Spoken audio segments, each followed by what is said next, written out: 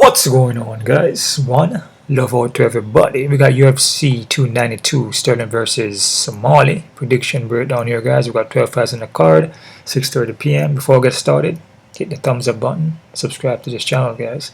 Also check out my Patreon account for all my face-off predictions and prop plays. And also it's helpful if you can donate to my PayPal account too. Alright. Couple changes in this card here, but not really much. Probably like 3 fights. Some guys fell off on their, they made a difference there, adding a different person onto the card.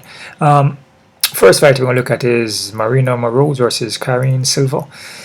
With Moroz here and Silva, they fought before, so this is part 2. They fought way back in 2014, and Silva was actually doing good in the fight. In that fight, Silva seemed more physically stronger. But then with Moroz, she caught her with an armbar. So anybody can get caught with an armbar, man. With Silva, she's 100% finishing rate. So this girl goes into the knockout or submission, man, and she's pretty good on the ground. We look for takedowns. Her striking is improving. With Moroz, depending on who she's fighting, she will have a trouble with distance and range. It's just not really touching the opponent. Her timing is off, right? She will also look for submissions too. Like I said, she fought Silva and submitted her in the first round. But the fight was looking good for Silva until she got caught. I'm going to go with Silva here, man. I'm gonna say Silva by submission in the second round. Do I have that right? Yeah, I'm gonna have Silva here in the second round submission. And this is a 50-50, guys. I'm not confident in this. An experienced in here, but again, if you look at Silva, she has more fights. But it depends on who you're fighting. And I feel that Moroz faced probably tougher competition here. But I'm gonna go with Silva here, second round submission. I'm not confident, guys. All right. Next fight here, guys. We have Angela Lee versus Natália Silva.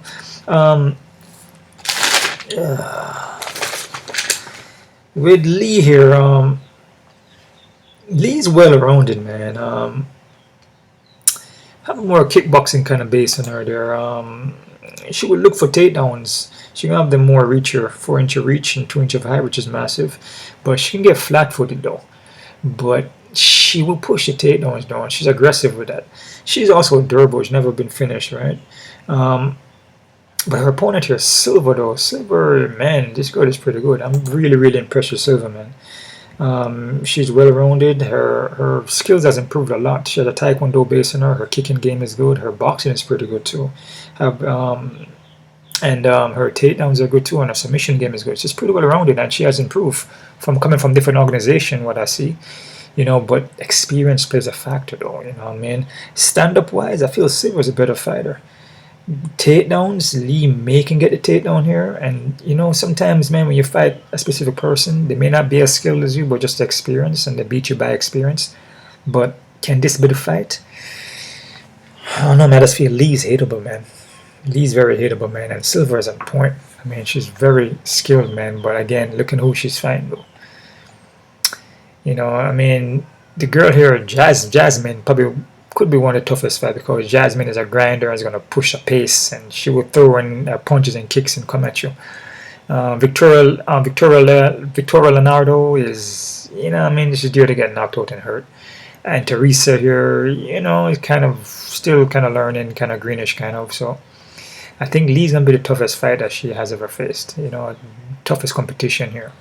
So, this is a 50-50, man.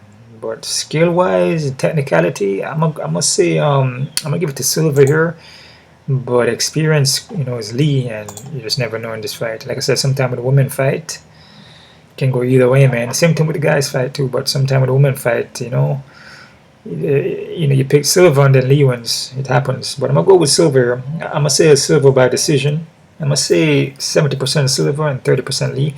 Just from breaking down the way how they move and the techniques and stuff like that. And then Silva takedown defense is not bad. It has gotten way, way better. You know what I'm saying? So, but we see what happened though. But I'm going to say Silva here, but be careful with this one too, guys. Alright. Next fighter, we got Gerald Merchant versus Andre Petroski. GM3. Gerald, he wants a submission, man.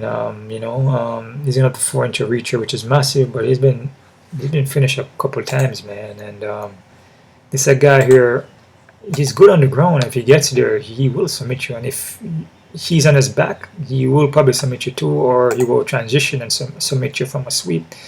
but man, he doesn't handle a hit too well. If you touch him up and he gets hurt, he will fall up, man. He's been knocked out 4 times and he's been submitted 8 times. So just as much as he has 27 by submission, he has been submitted 8 times. His opponent here, Andre, this guy is a straight up grinder, man. Strong wrestling base, heavy handed. You know, he used to have a gas tank issue, but he seems to be improving with his gas tank. He doesn't really gas out as much. He's kind of pacing himself as the fight go along. And he would also look for the submission too, man. It's a tough one here. I'm going to go with Andre, though, man. I feel like a guy like Andre is just the aggressive forward pressure. You know, whenever you do that to Merchant, he doesn't like that. Guys like Andre, we find that Gerald doesn't do too well with them. You know, he can fold up and just will drop the ball. That doesn't mean that Gerald can't win, you know what I'm saying? It's a possibility. But I'm going to say Andre, KO TQ in the 3rd round, guys, and I'm not confident. I'm going to say 60% Andre and 40 Merchant. All right.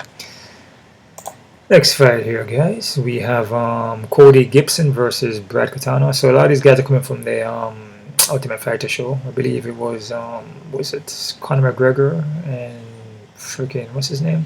I don't remember that. I mean, I didn't even watch it, to be honest with you, man. So I don't even know. I know it's Conor McGregor and the guy from Bellator. Forgot his name though. But if you guys remember, just drop it down in the comment section, man. But the Ultimate Fighter show, there, these guys are coming off of there. Cody Gibson here wasn't a UFC way back. A lot of these guys are just former UFC fighters that are trying to get one more shot into the UFC back again. So let me see here. It's all scattered over the place, man. Cody Gibson and Brad Katona. Where did I put that? Did I skip that fight? Oh, here it is. So we got Gibson here, who has a wrestling base on him. The skill set is not bad. Striking is not bad. He's gonna have a 7-inch reach, which is freaking massive, man, and 4-inch of height there. But he will slow down as the fight go along, though. With Katona here, Brad Katona has a strong wrestling base, though. It will look more to grind. Striking is not on the level of Gibson, though, but I feel like he will keep a more higher pace here and control the cardio a little better. He can gas out in the later rounds, though, but I watch him in fights, a lot of 5-round fights where he does gas out.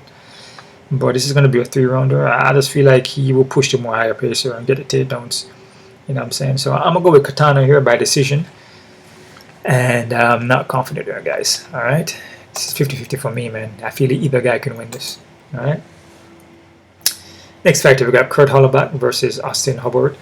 And this is guys are coming off of the Ultimate Fighter show too. Chandler. That's it. Conor McGregor versus Chandler, supposedly. Alright, so I just remember that now right there, guys. Just remember that right now. Got Kurt Holobaugh versus Austin Hubbard here. Kurt Holobaugh here, well-rounded, pack power. Doesn't look bad from the last fight I saw on the Ultimate Fighter show, you know. Looks pretty decent, techniques good, you know. Got takedowns, wasn't the UFC way back. Like I said, a lot of these guys are just former UFC fighters. And, you know, his losses are just to, he fought Ronnie Barsalis, you know, lost that, and Sean Bogus and Thiago Moss, which these guys are pretty good fighters. Austin Hubbard here, but he can get taken down though. That's the thing about this fight here. And Kurt is I believe a BJJ black belt. I don't know if Hubbard is a BJJ black belt, but Hubbard can get taken down though. I'm gonna go with Kurt here. I'm gonna say Kurt Holobaugh by submission in the 2nd round, guys. This is a 50-50 for me, man. This can go either way. So 50-50, Kurt Holobaugh, 2nd round. A 2nd round submission. Alright. Next fight here, guys. We have Gregory Rodrigues Robocop versus Aljamain Sterling. Let's see here. Damn, I have all these things mixed up, man. What the hell? Man, you know, sometimes they put the fights out and they just change the order of it. It's just like all over the place, man. Damn, it's like what the hell? Did I actually skip this fight? I think this is the fight that I may have skipped. Hold on there, guys. Okay, here we go. So we got Robocop here, Gregory Rodrigues here. Well-rounded dude, man. Heavy-handed, BJJ black belt, good on the ground. If he wants to, he can finish this fight on the ground, man, by submission. If he wants, man. A guy like, what's his freaking name? A guy's like, Dennis been submitted, I believe, like 4 times already. You know what I mean? Dennis is like one of them dudes that's freaking durable. Never been knocked out, straightforward, heads up, take a lot of hits to deliver a hit, and he hit with power. And, you know, with Gregory Rodrigues, man, yeah, he's Robocop, but, man, that chin, he can get hurt, man, and knocked out. His last fight, he got knocked out. And he be doing good. Then all of a sudden, bam! You know what I'm saying? So this guy here, his ground game is pretty good, man. So if he wants to win this fight, he can just take on Dennis. Hopefully that's what he's going to do. And don't play around in the pocket, because Dennis can hit. So this fight is a 50-50, man. Dennis heavy-handed. His ground game is his weakness, can get taken down, and he's hittable, but he takes a hit to deliver a hit, man. So this is a guy that Robocop don't want to play with. You should go in there and take him down and look for submission. So I must say Robocop Rodrigues by submission in the first round, but again, the chin. And a guy like Dennis, there's an upset here. If Robocop go in there and play around and stand in front of this guy, he can get knocked out. So be careful with this one, guys.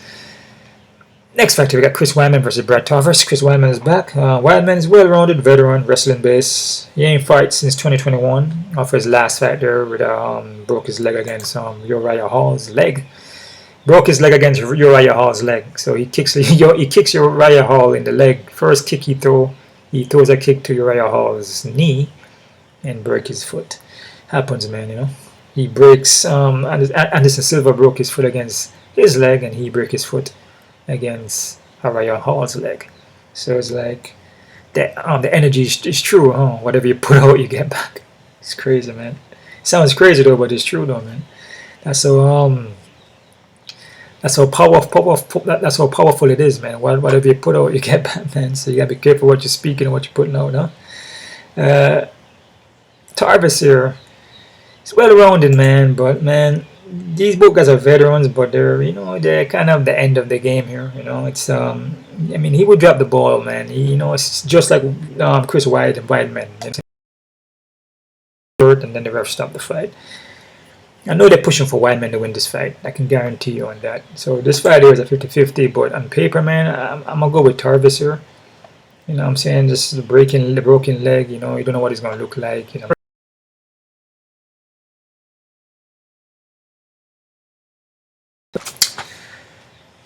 Vera here, man. I mean, she's well-rounded. Strong striking base, BJJ black belt, 5-inch of reach, which is robbery. 5-inch of reach, which is massive. And yeah, I said a robbery.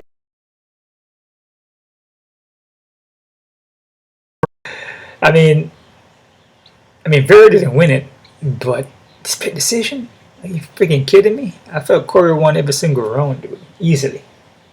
I felt the fight was one-sided. There's nowhere, man. There's no way, man. So you know that they're liking Vera here, especially Muniz is a short notice. I was going for Muniz, but I don't know, man. Muniz striking, put the pressure on you. BJJ black belt too, But Vera is a slow starter, and depending on who he's fighting, he will fight slow. He will start out slow, like he did against Corey. This is a 3-round fight, so it could favor him in a kind of way, but I don't know, man. I must say Vera here because he's gonna be a robber, man. Even if Vera is able to throw some punches and touch up, Pedro Muniz. He started, a lot of submissions. A guy like Bautista though is well-rounded and skill guy too, and we look to wrestle also, and we look for submission. But he can get slept. He can get slept. He can get knocked out and also submitted. So this is a short notice for Damon, obviously, because he just fought last week. So even though the fight ain't quick for him, a twister in the first round, but I feel like Bautista should be careful in this fight. Shouldn't take Damian, for a joke, or don't kind of like kind of underestimate him, because Damon is not a bad fighter, man, and the submission is there, bro. Believe me. So it's a 50-50. I'm gonna go with Mario Bautista though, but believe me, Damian has a chance. I'm gonna take a look at the odds though and see what's up with that. But Damon has a real good chance here, man. All right, but I'm gonna go Mario Bautista by decision, though. All right. Next fight, we got Neil Magny versus Ian Machado Garry. Neil Magny short notice. Oh man, these fights here, the veteran guys, man. Sometimes you can't sleep on them, man. But you gotta see the matchup. You know, I look at the skill sets too and what the guy has done as far as you know, the improvement and the movement, head movement, and the ground game.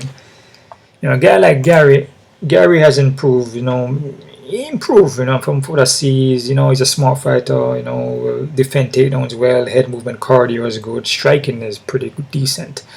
You know, light on the foot, counter striking. You know, he can get hit though, but a guy like Magny though doesn't really possess that. I mean, he could catch him because he's gonna have a 600 reacher, but he's not like a one-hitter quitter. You know, Magny's more of like a freaking cardio machine. You know what I'm saying? He's gonna grind on you and work you and high pace you and put you into cage and lock you up with his legs and put you down and kind of hold you on the ground there and kind of just pepper you up with strikes and kind of break you down and submit you. Can he do that to Garry? I don't really see that. You know, Gary's light on the foot. Garry movement is nice. You know what I mean? A guy like Romanov, pretty similar to Garry in the movement, you know, and of course, you know, Magny have problem with that. Magny do good against guys like Philip Rowe, who will start out with movement, but he slow down, he has no cardio. Garry has the cardio, so he's not going to gas out like that. He's going to keep a pace. I'm going to go with Garry here. I'm going to say Garry by KO TKO in the second round, guys. Still a 50-50 because as I said, you know, Garry undefeated, we see undefeated guys, and Magny, you know, is a veteran, and Magny usually spoil the show. You know what I mean? So he usually pull off upset. But I like Garry though, KO TKO second. Next fight we got Willie Zhang versus Amanda Loomis. Willie Zhang is pretty well rounded, man. Skill, I believe she has a wushu background there. Very technical, very, very physically strong. Her ground game is nice. Her striking is pretty good too, but sometimes she can get caught though. You know what I'm saying, knocked out. So a girl like Amanda Loomis, you need to be careful with that because Loomis packs some nasty power, man, some raw power, and her footwork is good to see. You know what I'm saying? I see she did some footwork. It was against Rodrigues there, where she just kind of slid backwards on the canvas, you know. It looks smooth in her footwork. She just glide backwards, you know. Like, beautiful footwork from her, you know. Zhang has good footwork too. But the power, man, from Loomis, you know, Zhang gotta be careful. You know, the victory for Zhang here is the ground. And with Zhang can get it to the ground, you know, she probably should look for the submission here. But I feel Zhang is experienced here, man. But again, the raw power from Loomis. Loomis is just straight raw, man. But I must say Loomis, I must say not Loomis. I must say Zhang though by submission. But submission in the first round. But be careful, man, because Loomis is live. There could be a knockout. She got packed power, man. Her movement is not bad. I must say Zhang by submission first round, guys. 60-40. 60 for Zhang, 40 for Loomis. Alright. Main fight in the card, we got Aljamain Sterling versus Sean O'Malley. Aljamain Sterling, very experienced guy, very, very well rounded, strong, wrestling base, athletic, quick. Striking has improved a little bit. Still there to get hit though and countered. But his wrestling, man, is elusive, and he will look for the submission, man. He will jump on your neck. O'Malley here, O'Malley is nice in the foot though, good footwork. Ground game has improved a little bit, but I felt Peter Yan won that fight though. I mean, just it is what it is. I feel Peter Yan beat Aljamain Sterling also, so it is what it is, man. But O'Malley ground game is still a suspect though. You know what I mean? And when we see Sterling, you know, when he fought Cejudo, you know, Sterling was taking down Cejudo. Cejudo is pretty tough to take down and control, and Sterling was doing that. I just feel that O'Malley could touch up Aljamain Sterling here with the strikes, you know, because he's going to have the, I don't know if he has a reach here. I think he has a little bit of reach, but he could touch him up a little bit. But I don't know, man. I just feel Sterling is going to just grind this dude out, man. He's going to take him down and fold him up. He's going to take him down. I think Aljamain Sterling will come into this fight with a heavy wrestling, man. And like I said, O'Malley can counter strike, but I don't know, man. I just feel experience from Sterling. And some of the fights that O'Malley has, I just feel like, it's kind of like, you know, the Pedro Munoz fight. I don't know, dude, man. Even though it's an eye poke. You know what I'm saying? He ain't really fight nobody, really. The Marlon Vera hurt his foot. Again, he hasn't really fought nobody too much. And Peter Yan, I thought Yan won that. You know what I'm saying? He has more control. Striking was kind of close. This guy had way more control in takedowns. You know, and then he was touching up O'Malley too. But I think the cut on Yan, that's probably what happened. When the judges see that, it looks bad, right? I'm going to say Sterling though, man. I'm going to say 60% Sterling and 40 O'Malley. Because O'Malley can counter strike. And if he's able, they can catch Sterling coming in. Because Sterling usually comes in with his chin. And if he does that, he can get knocked out, man. So, but again, the takedowns though, Aljamain Sterling is aggressive with them takedowns. He's getting taken down, dude. And if Sterling put him down there, you know, he's a bigger body, Sterling gonna hold him down. You know, look at Yan. Yan is a little bit more smaller dude. You know, Aljamain Sterling is pretty much the same height, close. I believe O'Malley is like 3 inches more, or 2 inches more in height. The reach is pretty much the same. You know what I mean? So I think Aljamain is like 71 inch. You know what I mean? Yeah, so it's pretty much kind of even almost. So I'm gonna go with Sterling. I'm gonna say Sterling by submission, second round. 60% Sterling, 40% Molly. Quick look at the odds here, guys. See what we're working with. Some crazy odds here. Quick look at the odds here, man. What's up with this? Crazy odds. Crazy odds. Oh man, zombie. But this thing's all split up a bit. But okay, where is that? Alright, here we go. Austin Hubbard is a favorite. Really? I think this fight is I think this fight should be even, man. From footage I see and from both guys. Yeah, that fight should be even, dudes. I'd be careful with that one, man. Gregory Rodrigues at this much? Hell no, because he can get hurt in the foot. Actually, he can get knocked out. And Dennis is known to knock people out. And Gregory, he has the wrestling and the takedowns of Brazilian Jiu-Jitsu, but he doesn't use it. So, is he going to use it? I don't know. So, he shouldn't be designed, man. In fact, a guy who have mad power, that can finish you. 100% finishing rate, I believe. With knockouts. Careful with this one, man. No way, dude. Brad Torres at 250? Nah. Both of these guys should be even, in my opinion. Maybe give the edge to Tavares, which he has a big edge, but not so much. Bautista and Blackshear. I don't know, man. I think the odds so far are off. I mean, Damian is not bad, man. That guy has a submission chance here, man. He has a submission chance, man. Mario may try to go for takedowns and his neck is there. When sometimes I see him go for takedowns, he give his neck. Damian lock on something on that neck. If Damian can pull off twisters and all these things, believe me, I wouldn't sleep on Damian here. So this fight is a little closer, man. It should be an even fight in my opinion, which I do have it as even, I believe. Yep, I'm just not sure. You know what I mean? I just feel like Mario could win it here. Edge it a little split decision or something like that. But be careful though. And also experience for Mario. You know, but Damian's still dangerous though. Vera and Pedro. Pedro at 180, 200. Short notice for Pedro Munoz. Yeah, I mean, yeah, in some kind of way. It should be a little closer though, because Pedro Munoz is a good fighter too, man. So be careful. Ian Gary at 400, 500, man. Crap. It's high on the odds, dudes. It's freaking high, bro. Damn. I'd be careful with that, man. I mean, technical wise, on paper, skill wise, movement, Neil Manning don't really pack that much power like that. His ground game is pretty good, Gary. Should win it, man.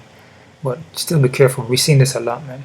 You know, guys coming up undefeated fighting veterans like Neil, and Neil just find a way to win. So be careful. Loomis and Willie. Willie is something so high. Oh, crap. Yeah, I mean, you know, veteran, not veteran, but I believe he's a champion, right? I'm correct. Championship fight, right? So Loomis is fighting for the belt, right? I believe that's what it is. Let's see. Yep. She has a reason to be that high. I could see she being that high, but still be careful though. But I can see she being that high though. Still, I feel she's more experienced. You know, been there before, done it. You know, Aljamain Sterling and Sean O'Malley. Aljamain Sterling is 200, 300. I see Aljamain Sterling winning this fight, man. I feel he can win this fight. I feel he should win this fight. So I don't really have anything to say about that. But O'Malley, you never know. O'Malley's skill and the striking and the movement. So, you know, the counters are there. I think that's about it, right? Oh, those are all the fights?